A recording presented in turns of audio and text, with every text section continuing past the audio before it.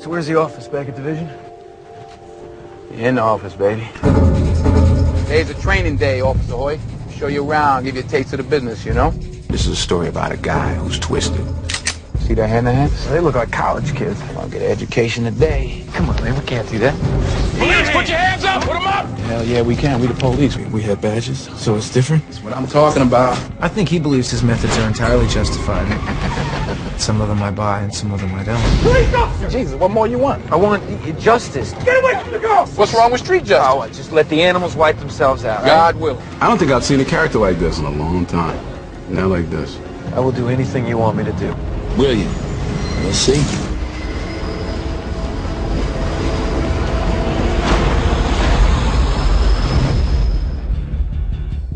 Back it up, please. Back it up. Going again right away. Stand by. All right, rehearsal's up. High energy, high energy. I think what attracted me to Training Day was the incredible level of reality that it had. You hear that, homie? You want to go to jail? You want to go home?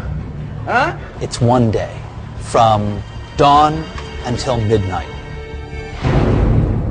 To protect the sheep, you got to catch the wolf. And it takes a wolf to catch a wolf. You understand? Camera reloaded.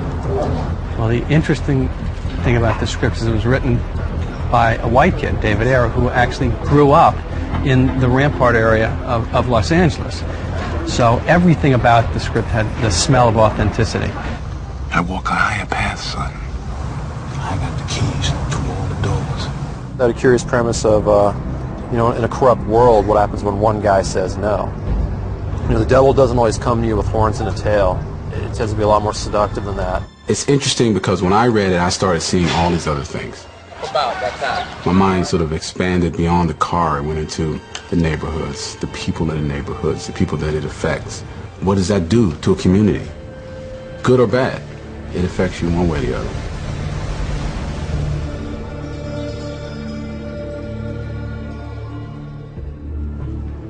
So this will be with two cameras. Two cameras. Stand right there.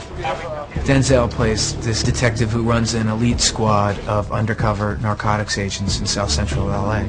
And it's my first day as a part of that. Stand up. I think he's trying to teach him to be a good cop. He has a line. He says, you know, I don't get handicapped by bullshit. Oh, okay. Well, stand up now. We do what we got to do the way we got to do it so that we can get things done. Judges have handed out over 15,000 man-years of incarceration time based on my investigations, okay? My record speaks for itself. How many felons have you collared? It's a great opportunity for him to work with this highly revered, decorated officer. It's a real opportunity for him to succeed. You got the magic eye, Hoyt. You have the magic eye. You up your street IQ, you're gonna do some damage out here, I guarantee you. Crime fighter. He wants to be Alonzo when he first meets Alonzo. He wants to make detective, you know. He wants the fame, you know, and there's a price to pay. So I don't think Jake had a clue of what he was going to get out of this day. I think he thought he was going to get through the day, ride around in the car, hear a lot of verbiage, you know. And it's not what happens.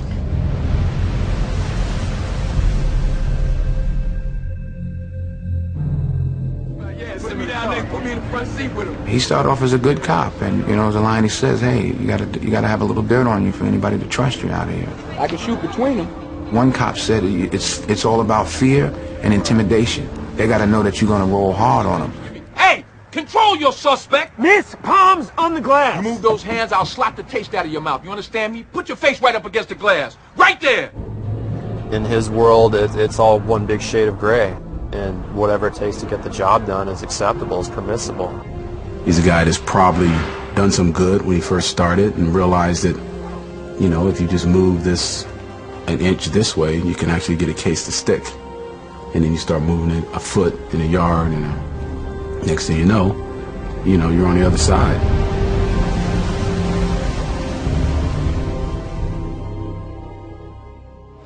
Okay, so I'm down here. It's very bold of Denzel to take this role. It is not his usual, clearly heroic role. He always plays somebody in whom the audience has a great deal of empathy. This is a movie that challenges that empathy. What's up, Roger? What's going down, brother? It's all good, baby. This is a role that stretches Denzel Washington in a way that you've never seen him before. Who are you working for? I look for a departure in every role I do. This Alonzo is, he's confused.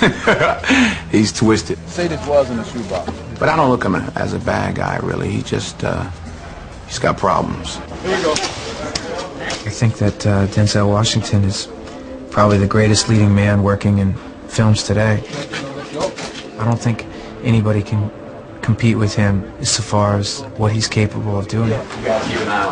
He's a really powerful actor, and I think he's at the top of his game right now. I think the guy's tremendous. Background action and action!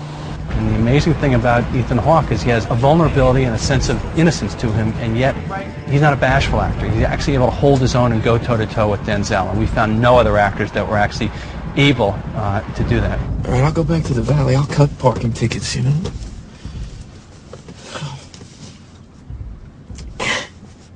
It can't be like this. It is this way, man. I'm sorry I exposed you to it, but it is.